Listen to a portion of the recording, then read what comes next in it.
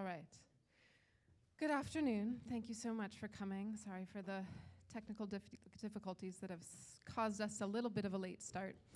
My name is Miriam, and I'm so glad to welcome you to this afternoon to the launch of Remaking Democracy here at the Independent Media Center. Thank you. I'd like to welcome you to the Independent Media Center. I'm the executive director here, and I'm so pleased to welcome you to this space, but also to this moment of storytelling about our history and about many histories that the Remaking Democracy book tells. The Independent Media Center is an arts and media hub, a hub for creativity in conversation with activism. We have a radio station, WRFU 104.5, and in that lane, I'm supposed to say disclaimer. WRFU is an open forum for the Urbana-Champaign Independent Media Center and the Urbana-Champaign community. Views expressed are those of the speakers and are not intended to represent WRFU, UCIMC, WRFU, or UCIMC.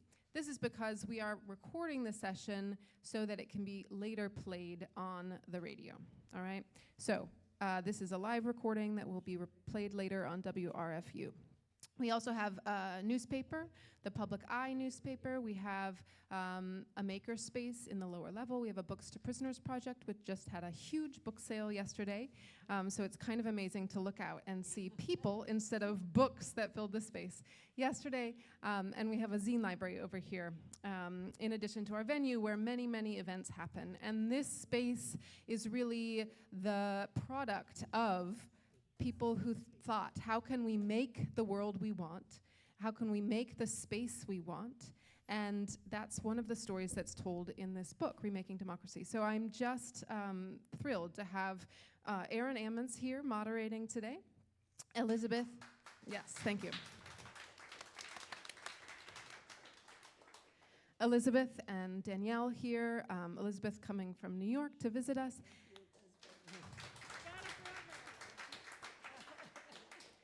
And we'll have this session at 1, and then at 2 p.m. there's a concert session, and then there's another discussion, I believe, after that.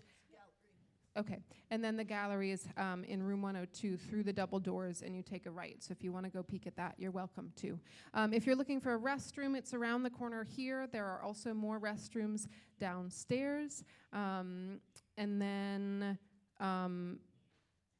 Oh, one other thing I was going to say is we are doing a video recording today as well. We weren't able to get the live stream going, but we have a Facebook Live going on. So apologies about that.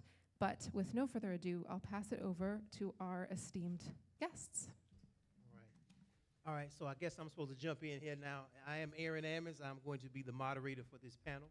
We are going to have about 30 minutes of back and forth with the panelists here about the book, and then we're going to open it up for questions afterwards.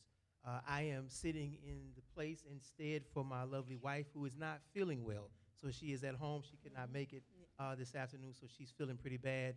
And plus, I told her I'm not going to have her on the phone listening, so she can't try to tell me what to say. Right? So she's going to have to watch the recording later as well. She does have a quote in the book that I'd like to share. She says, "Now is the time to put forward bold, people-centered solutions. To do so, we need to learn from past movements, not rehash them. We need organizers who have been on the front lines training a new crop of leaders that can see beyond their own time. Remaking Democracy, How We Make the Worlds We Want, is a training manual for our future." All right, all right, all right. All right, y'all, so we're going to dive right into this. We have... Well, first of all, let me thank the IMC, the Independent Media Center, the hub of all the social activity. Y'all give it up for the IMC. And my goodness, some of y'all go back to the other times when it was a storefront. And so we'll have that conversation later. Let me stick and stay on time, since I told them I'm going to make sure they stay on time. Let me do that. I got a lecture beforehand. Yes, she did. Y'all know Danielle can be a little long-winded sometimes. We are here to launch a new book, Remaking Democracy, How We Make the Worlds We Want, a guidebook for social change by Danielle Chenoweth and Elizabeth Adams, and to celebrate 35 years of the School for Designing a Society. Y'all, come on, 35 years.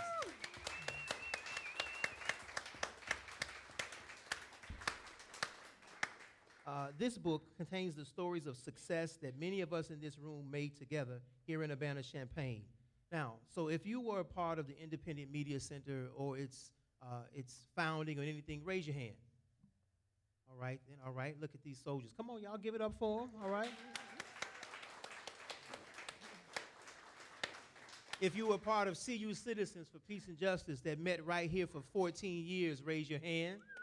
All right, all right. Come on, don't be shy. Put them up there if you were in there. What about prison phone justice campaigns that cap the cost of calls from prison and jails? Were you a part of any of that? Healthcare design intensives and the Gesundheit Institute. Were you a part of that? All right. Cunningham Township and all the work they're doing. You notice Danielle's hand just stays up for everything? All right. So how about a round of applause for everybody and all the work that you have done as well? Your stories are in this book. Danielle Chenoweth is a media justice and housing rights leader who organizes with impacted residents to build power through strategic interventions that grow healing and hope. She works to end homelessness as an elected official. She was the organizing director for media justice and co-founded the Urbana-Champaign Independent Media Center. She is a field instructor at the School of Social Work, the University of Illinois, School for Designing a Society, and internationally. Elizabeth Adams, Dr. Adams, is a composer, teacher, and caregiver who has worked at the intersection of art, education, and organizing for over 20 years. She produces anti-capitalist music concerts, created pop-up political education spaces with Free University NYC, and won historic rent laws with the Crown Heights Tenant Union. She has taught at Columbia University and the School for Designing Society. Y'all give it up for our authors. All right, about 30 minutes of back and forth with them, short break followed by an hour of music, theater, and poetry by artists connected to this work. All right, all right. So I get to give you all a hard time a little bit here. All right. So this question is for both of you. What does the book do? What is its premise? So this book is a guidebook for how you, the readers, can make social change. And it is a guidebook with theory chapters, assignment chapters that give you stuff to try out on whatever your domain of expertise is. And then there are stories of the successful interventions and social problems that many of you have been involved in, that Aaron just helped us shout out. Its premise is that the antidote to fascism is participation. So it's a guidebook for participation.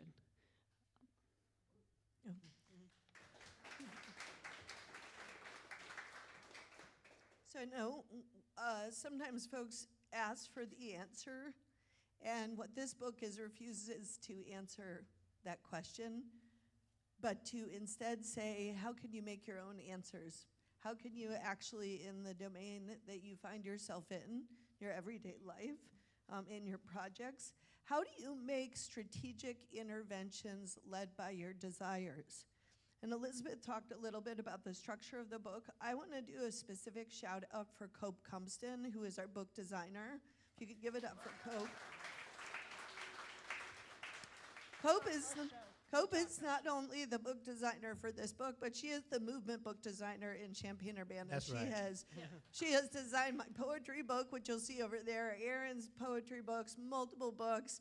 You've probably seen her books through Peterson's Guide and Gorillas in the Mist, and she's been a book designer for decades and decades, and we are so grateful for Cope helping to do something that I think is very difficult, which is in the format of a book with some pretty dense formulations. How do we lead folks through a process to make interventions in systems led by their desires? And so she put a lot of thought into this book in thinking about how you go from formulation to assignment to story, and how to pull out very clearly what are some of the key concepts. And there's play sheets throughout, not worksheets, play sheets, where you get to play with the concepts.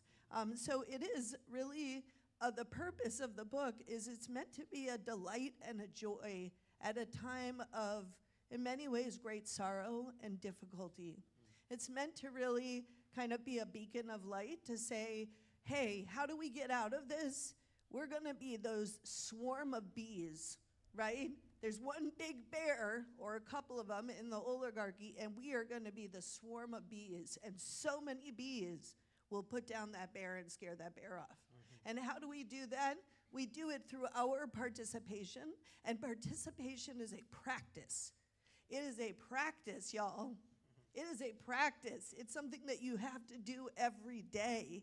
And so thinking about how do you develop that practice, that's what the book is an offer. And it's not the only offer. There's a lot of really great books and pieces coming out, and there's a lot of inspirations that went into this book. Adrienne Marie Brown, Grace Lee Boggs, Susan Parenti, Mark Enslin, so many different, the Ammons family, there's so many different influences that are woven through this, and we tried to do the gift of pulling it together into one piece that is an accessible, practical resource. Interesting.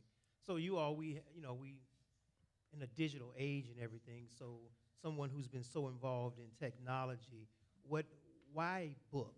Why did you all decide to make it a book? Interestingly, I had a question. We had a statement early on where I had a dear friend say, no one reads books anymore. Of course, Elizabeth almost slapped him. I said, no, don't do that. But I think, I will say as a person, in this moment of digital, I would say distraction, what we want, and I did this once I got the book in my hand. We went to Chicago. I took my son and his girlfriend to Chicago to see Hamilton, and I woke up before them, and I went to to a coffee shop, and I sat down, and I read the book. And the calm in my body to walk through in a quiet space text that is formulated, and not only formulated once, we wrote this book 5 times. We wrote this book 5 times. So the formulations, and they are formulations of our mentors and our peers, Carol Huang and others in the community. So we spent some time putting that thought, and I've always thought that a book is a jewel of a gift of formulation. And so we hope that it is the kind of poetic invitation for us to sit and think and contemplate. And what I learned from you, Erin, I've learned a lot of things from you, but in CUCBJ, you were always talking about education. I was always talking about action. I wanted to be where the action was. And in many ways, this book shows that the action is only the tip of the iceberg. It's like only one piece of the cycle, or as Elizabeth put it, it's like the day that the cherry tree blossoms. But that doesn't come out of nowhere. There's all this labor, right? And labor is the educational piece. And so we invite you into the pleasure of reading this book. Go someplace quiet, or join with a group of people. It's really set up well as a book club book for you to talk with others and enjoy the pleasure of a book. And we will have an ebook, and it'll be translated in multiple languages. And we're looking at also doing some kind of audio-visual pieces that are companions to it. Wow, did y'all see that? She was bam, right at 5 minutes. All right. I got my timer set here. Certainly as an author, I've heard people say that, Erin, I sat down and I just read your book, your poetry book from cover to cover. I always want people to do that. Sometimes you can pull out one piece, one poem and say it relates, but I would love, it's just something about going all the way through from cover to cover that you really sort of capture what the author's intent is. So that's a good piece there. And what I'll share is actually Farratnock, who's one of our endorsers. She messaged me and she said, I sat down to write the endorsement. I was just going to flip through a few chapters. She said, I sat down at 9 and I read the book until I was done at 8 o'clock at night. And actually, I wept when she told me that because I thought, we did it. We made a book that you can sit down and read cover to cover, and it's rich and it's full and it's all full of these stories, right? So I appreciate Farratnock will actually be moderating our event at the Literary on Tuesday at 6. But I appreciate her because in many ways she gave us a lot of confidence. Yeah, absolutely. All right, so this one is also to both of you, and Elizabeth, I hope you take more of this. I'm just messing with y'all. All right. So where did this book come from?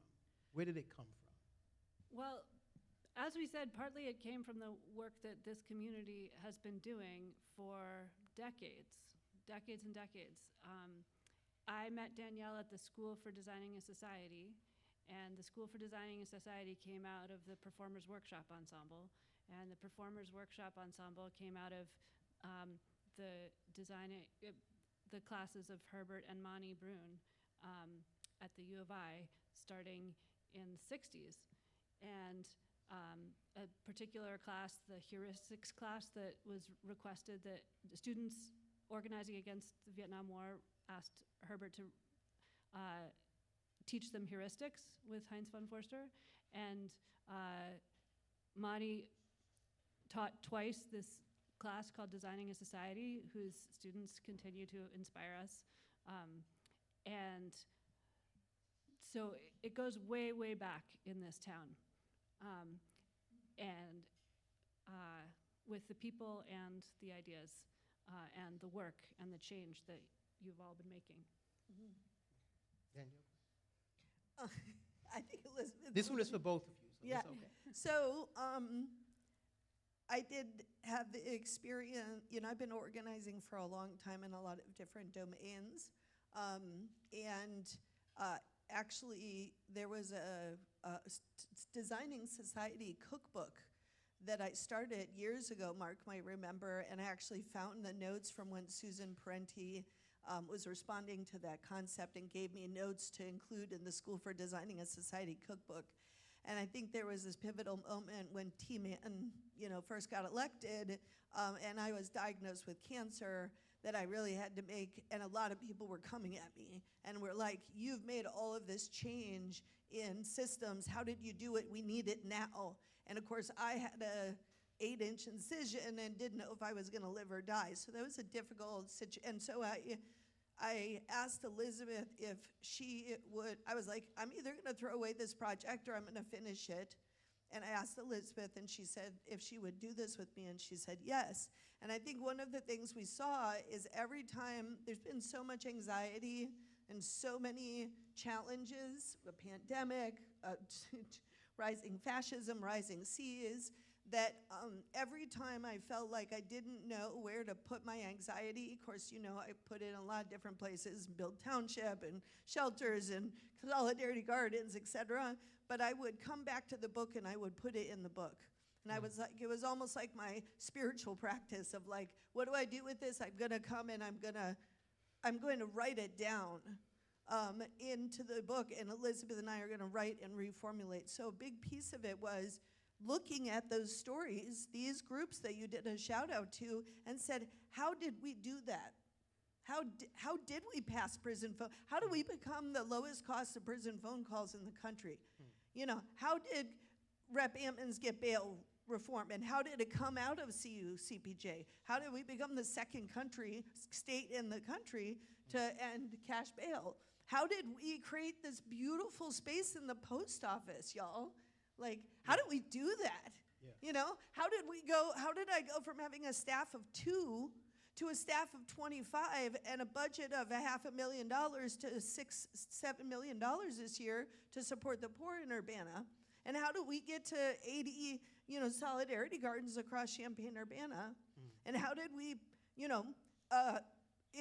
get Congress to pass the Local Community Radio Act? So, I was just thinking, what is that? And that will get to our next question, so I will just foreshadow. Well, I do want to we've got about a minute left on that one. I wanted to encourage you all to really stop for a minute. If you run into a moment of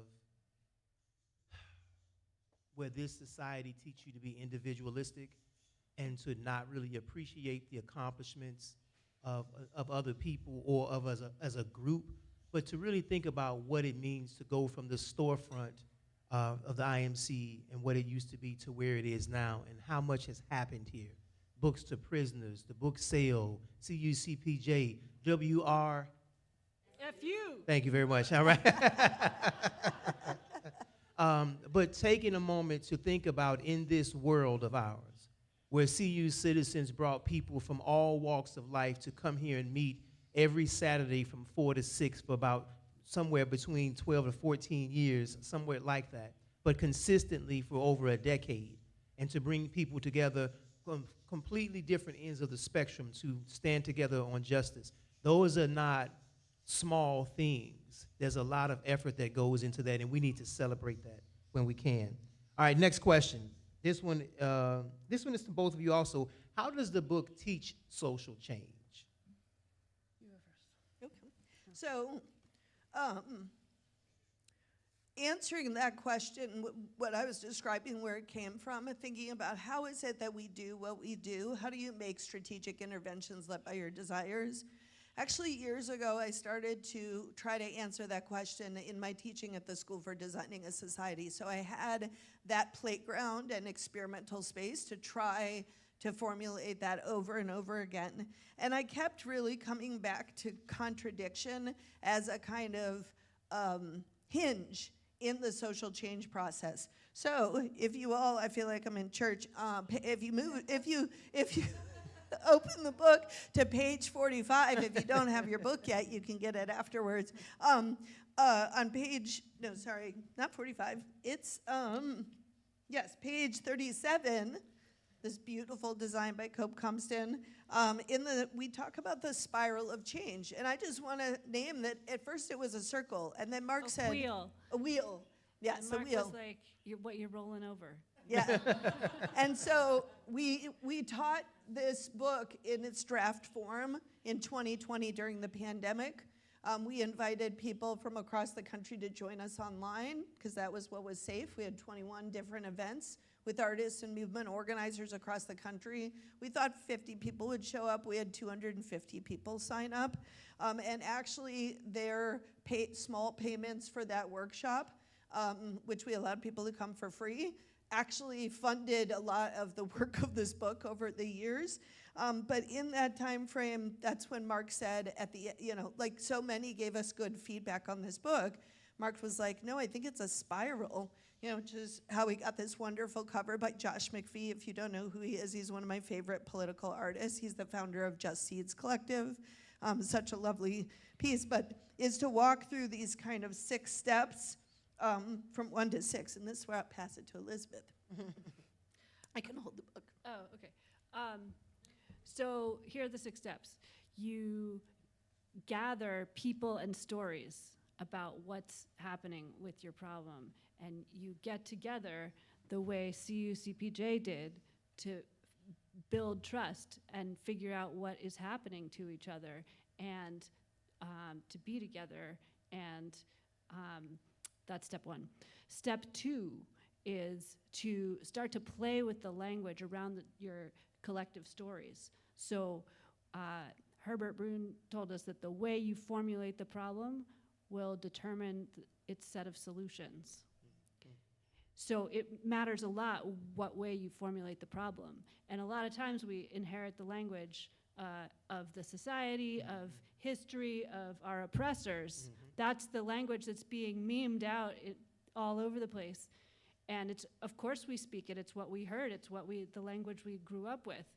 And it takes community and encouragement and art making and playfulness to start to get away from that language and try to notice what the language is doing, so you can pick the language that points towards solutions that you would be okay with. If you feel so stuck, it might be because the way that you're naming the problem is pointing you to a solution that you definitely don't want.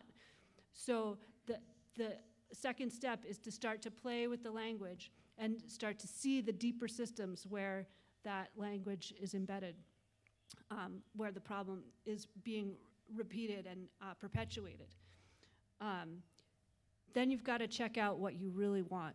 You have to, step 3, generate desires. So just like you generated a lot of formulations of the problem to see which one might be the right one, or what difference which one makes, you've got to generate your desires, a lot of them.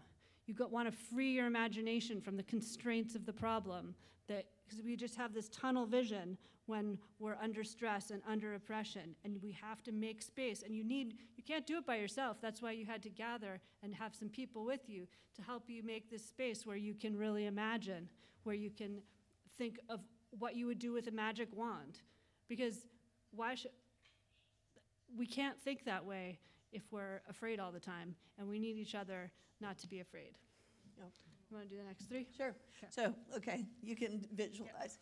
I like this puppet show. So, 4 is that you formulate contradictions. So, right, you gathered, you formulated you're stuck in a situation, you formulate collective problems. You think about what it is that you want, which is really the premise of the School for Designing a Society, is deep dive into desire. And then you unearth contradictions. So you take those problems, reflecting on your desires, and you think, what is the contradiction here?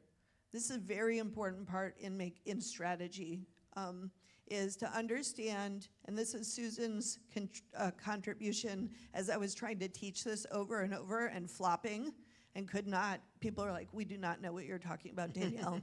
So Susan said, teach contradiction as 2 opposing arguments that can't coexist in the same room. She's so brilliant. Such a good teacher. Thank you, Susan. So, for example, all humans are created equal, but these humans have to sit on the back of the bus. Can't coexist in the same location. Mom says, always tell me the truth. I love you unconditionally. Mom, I'm gay. Don't tell me that. Okay, which one is it? Right? And you can actually play with this, and the book plays. You will see so many formulations of contradiction in this book, and you will be invited to formulate your own and walk and helped to do that. There's a whole section around contradictions within from prison reform to abolition, and that whole spectrum. Why, Danielle? What does contradiction get us? So contradiction helps us to identify points of leverage where a small intervention can make a big change. Because I don't know about you, but I'm like under 5'4". I'm small, but mighty, as my mother says. But we are working in community, in small groups and communities. So how do we make interventions? People ask me, how do you identify? I identify as a minnow. I'm a minnow, swimming between all the big fish, right? That's how I see myself. So using those points of leverage, we design interventions led by our desires. And we act. And as soon as we act, and this is the act and reflect, this is number 6, is we forage for the consequences of the actions. This is why we created indie media. We created indie media so that we could immediately forage for consequences, because so much of the locus of social control in the current society is around hiding consequences.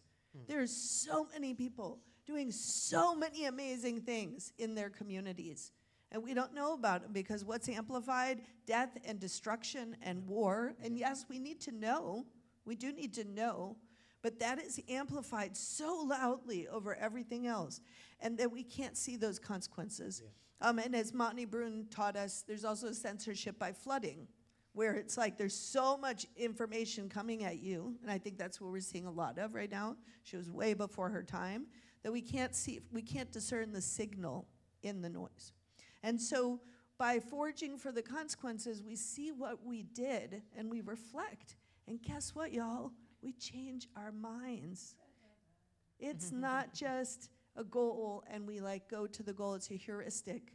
And it's a spiral that we continue again with new, renewed wisdom. This is how we build wisdom, is through this spiral of action and reflection. And when you're foraging for those consequences, you are gathering people and stories. That's what it is. You're finding out what happened, how people reacted, what difference it made, and you're growing your coalition. So the next time, the group of people you gather can be a little bit bigger, and you can go around again and get wider and wider.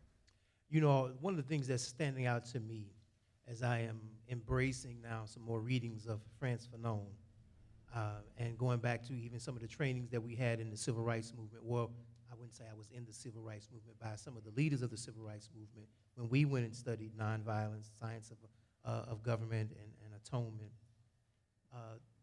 The importance of changing to decolonize your mind, right? So when I think of, matter of fact, Rob Scott, some of y'all remember Rob, right? When I met Rob, he said, you know, Aaron, you know how Rob used to talk, So he said, I was searching online and I saw two things. I saw School for Designing Society and University of Civilization. He said those are the two things that he saw online, and he decided to endeavor with School for Designing a Society. Well, University of Civilization is what Rev was teaching us atonement. That was the University of Civilization. So this mindset, when we are born into the oppressive realm of a place like this, and it has a dominant narrative, we're all subject to that, and we are conditioned, our minds are conditioned that way. So you're going to have some intervention in your mindset. So it's no surprise that CU citizens met here, and the people who came here came from those places. They came from places where there was an interruption in the dominant narrative, and we wanted to create something different. So I hear that in the book, and what I'm also seeing is the how. A lot of times we have a lot of conversations, and you can have a personal interaction with someone, but to put it in a book form and to lay it out in a step-by-step process allows those who have moved out of that space of a colonized mind and ready to do the work. So the consequences, are they positive and negative, or pros and? Talk to me a little bit about the consequences of the contradiction. Mm-hmm. So what's interesting is that consequences, we observe what happened. And actually, I think we rush to what's good or bad. Yesterday, we were in Kankakee, and we were in conversation with a social worker who's been doing very similar work to Township here, with much more difficult circumstances. And she basically bought a building and got a commercial kitchen and has been running shelter for a while, first in a church, then a bus, then was going to have their forever home. And she was running along. Everyone knew what she was working on. Came to the special use permit, voted down. That entire winter, that building has stood empty while people were on the street, right? And she was devastated. And so part of what we talked about yesterday is she was like, I almost gave up. She was like, democracy is a sham. I don't even know what to do with it. She was so upset, and we have a whole section in the book about backlash, because a big piece of it is when you press on a contradiction, you'll see a reaction. We saw this in CUCPJ. Sometimes the closer you are to the point of leverage, the bigger the reaction's going to be. Now, it doesn't mean every big reaction means you're doing the right thing. You have to reflect and say, maybe I screwed up. Maybe I did something wrong. Maybe I took it too far, right? But I think that it isn't positive or negative, it's information. Okay. A consequence is information, and you say, oh, what did that do?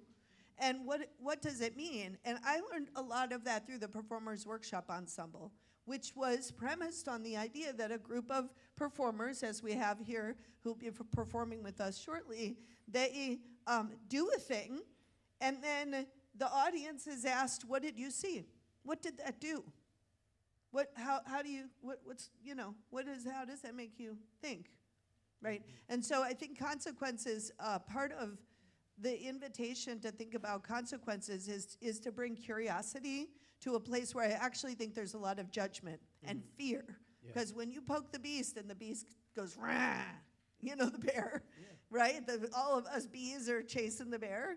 We're like, well, you shouldn't have done that. You should have done it this way. That wouldn't have happened. They wouldn't have got mad if you had done that thing, right? And so we're trying to understand that is within an oppressive mindset. Oh, now we're going to cannibalize each other because we're scared. That's exactly the MO of this administration right now, is they just want us all to hate each other, which is why we're in this room in real life, as the young people say, having a conversation with each other about how are we going to make change. Elizabeth, let me bring you in. Y'all go ahead. Since Danielle mentioned art performance, I wanted to ask you, what is the role of art in social change? Well, I think we found out writing this book that you need art at every single step of the spiral of change, all the time. So you need it to come to voice about your problem, maybe. And you need it to gather people together so that it's fun to be together, so that there's a feel-good and stimulating and confusing way to understand each other and meet each other and hear what the stories that we have to tell each other. And then you need it to play. You need it to play with the language in order to find out your problem the way that you want to say it, the way that is going to make the biggest difference and point you toward a set of solutions you want. And then you need it to explore your desires and project and prefigure the world that we want to see so that we know what we're aiming for. We might not get there today, but it helps a lot to have our eye on the prize for someday, to be able to say, I hate this, but I do know what I want, and I believe I'm going to get there. We need it. Art is really, really good at depicting contradictions, at communicating contradictions. It can hold two opposite things at the same time. It's not constrained by like the logic of talking to each other, of semantics or academics. Like you can do whatever you want. The stakes are low. You're not going to screw it up. It's a place for experimentation and for iteration. Artists, we practice. We do it over and over again to see what difference doing it different makes. And we get better. And we say, oh, I really liked my 15th version way better than my first version, hopefully, or maybe not. And then we need to, what am I on? Contradiction? We need it in our design. We're designing with artistic,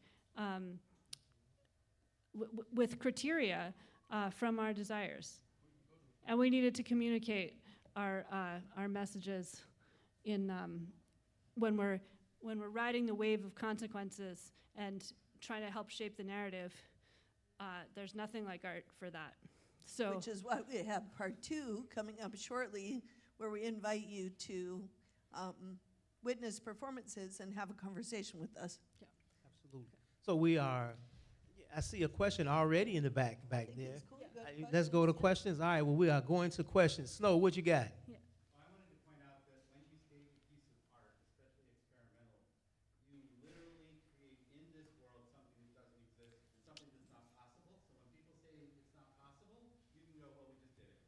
Mm-hmm. Right? It already happened. You just saw what it looks like. So that's another reason why it's really important. Interesting. Karen. WRFU is here. We have other radio stations. I think right now is a really amazing time for people who are scared to talk about their stories using the radio and sharing it, because I think we need to really hear each other's stories. And I haven't read the book yet, but as a communication mode of gathering people, I think especially right now with people being afraid to even leave their homes sometimes, being able to create a podcast or being able to come into a safe space and create a story that other people can hear that's not inside their little circle is amazing. And we have 3 really great radio stations here in town, so you can choose your level of how wide it reaches. How do you see other modes of art and conversation or group building? How easy is that right now to group build when people feel unsafe, I guess? I would say one of the defining characteristics of our time is surveillance. There's several of us, I think Camille's in the audience, we're going to take back tech to have this conversation. But I think one of the ways in which we overcome the kind of originally social media looked like it was giving us the promise of indie media, right? In fact, it's actually built on the indie media platform, which was eventually, it borrowed from the early text mob work in Philadelphia. That's a whole other story. And then ended up being the base of Twitter, and then went on to, president tried to use it to overthrow the government. So, we have a lot of reflections to do in the world of indie media. But one of the things that we are doing on this tour is that we are going to talk to 100 communities. We are in Kankakee, we are in Brooklyn, we are in Washington Heights, we were in North Philadelphia, we were at Temple University, we're here, we're gonna be in Champaign at the Lit, and we're gonna continue to communicate with folks, and we're convening people at human level spaces. 50 people, I think there's maybe 60 people in the room, right? And that's been pretty common. And I think it is by getting in the room with something like a book that's not an infinite trying to jump off to another, what it's like when you're in a browser and then before you know you got 10 tabs open and your brain feels like mush. So the invitation is, how do we get in the room with some ideas and how do we make together? And actually it's this old invitation that I think is new. We are moving back into understanding how much in the pandemic recovery moment, how much we really need each other and how we need to be in conversation. I'm always telling people, I just love seeing your eyeballs. We're like, I love, put my hands on you. I want to squeeze you, and so more of that. I have a question. Who remembers their mom talking on the phone after dinner? I just think, when I notice that nobody calls each other anymore, I just think, my mom was on the phone all the time, supporting her friends, getting the family together, organizing something, just hearing how people are, just supporting people. Yeah, I think that's part of it. Ooh, I see one back there. Yeah, Edward. Just came up with a question.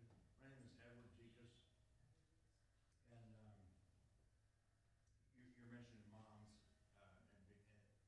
and your mother giving you values that that are a good influence on you in your work. And I know Danielle's son; she's passing on this information. If you know that kid, you know that he's being raised, in my opinion, correctly. And have you thought about making a version of this for children or people younger than that? Yes, Yeah. I want to do. I'm so inspired. To give it, to really teach the kids the right Yeah. things. I'm so inspired by young people, the young people's history of the United States and young people's guide to Native American history. And I collect a lot of the teen nonfiction because I'm just really interested in that format and how it is done. And we did, it was 18 to 24-year-olds, but we did this work at Temple University with kids. We had a student who was still in the foster system, had been in the foster system most of her life. We had folks who were dealing with transphobia in their household and amongst their communities. We were working with a lot of different kids, students, I'm told not to call them children, kids in that space. And one of the things that we did with this book that's already set up is we actually taught the concepts there's something called the Spiral of Change play sheet. And it's a great place to start with young people because they do a thing and then we reflect on what they did and how it might teach a concept.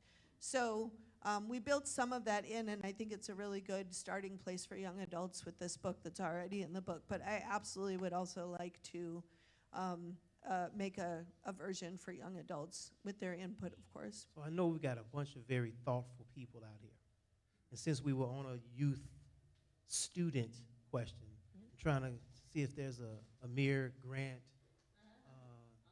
on the spot questions from either of you. No? All right. Lucky Lefty and then one more before we move on, y'all. Go ahead. This book was written during the rise and during the time, and is now released, and will have a few more years of what Elizabeth said, the F word, during fascism and MAGA. My question is, and for all three of you, really, how optimistic are you that we can remake our democracy? I'll let you go first. I'm going to go first. I live in Brooklyn, Crown Heights, Brooklyn. And there is a lot of organizing going on right in my neighborhood. There are like a string of organizations that start with CH, stands for Crown Heights. So I organized with the Crown Heights Tenant Union, which was founded in 2013. And then during the pandemic, there was Crown Heights Mutual Aid that was doing a lot of groceries and houseless folks helping, and then a care collective got sort of more structural, so there's a Crown Heights Care Collective, and then more people, some people from the Core Collective were like, we need a storefront, a place that's non-commercial, that people can come with a free library and a free store, and so now there's something called Another World that's like 2 blocks from me. And they're all kind of overlapping, like they're all sister organizations. They're not competing, they're like supporting each other and in just slightly different lanes. And they're connecting with block associations that, you know, are currently active, but also trying to revive block associations all around the neighborhood that have long histories that maybe are, you know, have fallen more inactive. I think the pandemic was a trauma that we all went through together that we're still, I think we learned a lot. And I think we're still learning a lot, even if we don't like to talk about it or think about it that much, about how much we need each other and how we can take care of each other. And I don't know what's gonna happen, but I really believe in us. And I think there's so many of us, and it's pretty decentralized. And so those are my sources of hope. I am looking up, maybe you remember the quote, Margaret Mead, never underestimate the power, the ability of a small group of people to affect change. Indeed, CUCPJ, indeed is the only thing that ever has. So the faith that I have, or the hope that I have in people getting together in groups like CU Citizens and what we were able to accomplish, just that, people getting together. I think the solutions are always in the hearts and minds of the people who are dedicated to solving those issues. So as long as we can get together and fight, then we have a chance. And even if nothing changes, as long as I find myself in that battle, then that's the life that I think I'm chosen, that I am sent here to live. So as long as we can do that, then I think we'll be fine. So just keep fighting. I wake up every morning with love in my heart because love prevails. It does. And I see it every day. And so my hope is in what I see people are able to do when they commit to the humanity of themselves, first and foremost, and others. And I think that this is a moment of great seizing, right? And there's a whole chapter on this I'm not gonna go into because we're out of time. Chapter 1 is about the fundamental contradiction between capitalism and democracy, the role that logics of superiority play in justifying that and kind of holding that contradiction together, and the way the media and technology are either enablers of liberation or domination. We spent a lot of time on those formulations, and I think that really, we are at the end of capitalism.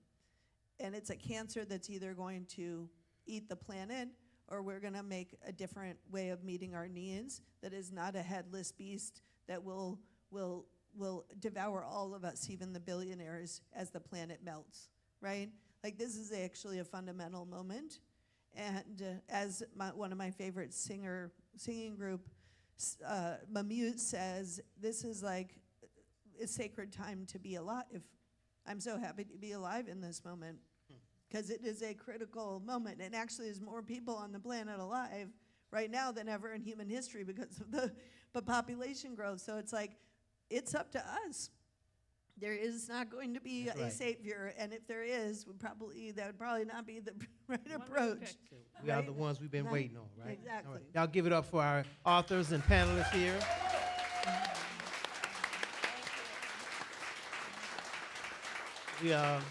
I think in Hamilton, one of the songs is "So Lucky to Be Alive" right now, something like that. You know, I can't sing, so yeah, y'all haven't seen it. Sing it. Yeah, no, that's not my thing. Somebody else can sing it with me.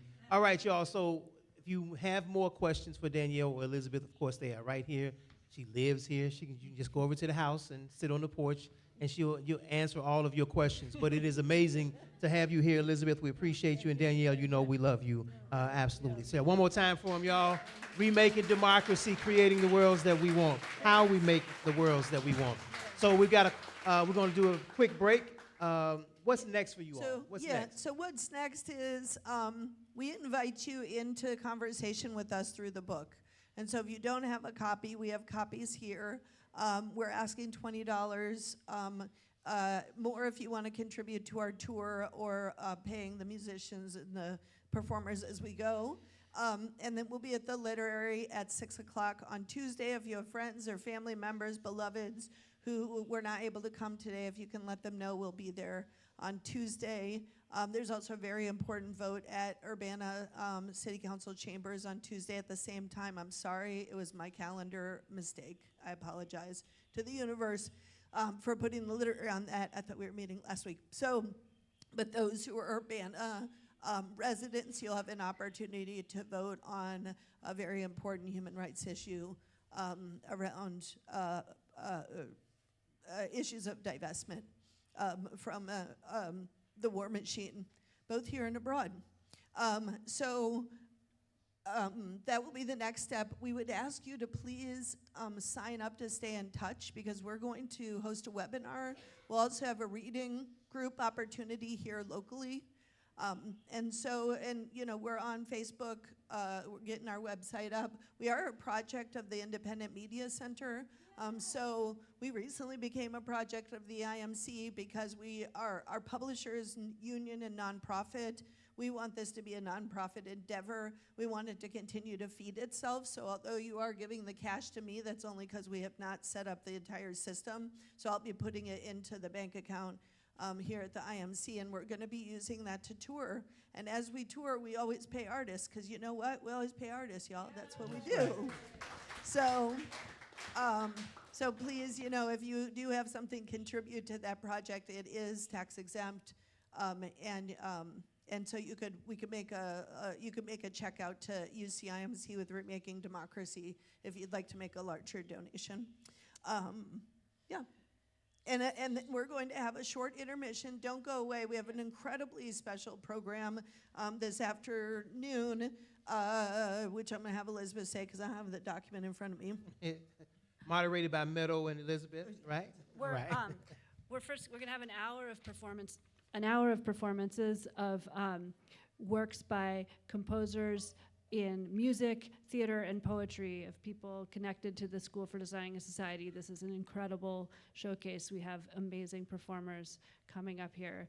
Do not go away, but you have 5 or 7 minutes to take care of what needs to be taken care of. And then after the performance, there'll be some conversation, and then we have a gallery of traces of the School for Designing a Society. We did a kind of potluck-style gallery. I want to note Bobby Bennett and LV and Chris Evans and Jane McClintock and Cope Cumston were all helping to put things up in that, and they're just beautiful pieces by Meadow Jones, who's here, and others who have been long-standing members of the School for Designing a Society. So please, and there's about 100 photographs. Many of them will make you laugh. You could, during the short break, go in there and take a peek, but at the end of the performance, we're also going to have a reception in that space before we close. So, thanks, Thank everyone. you all.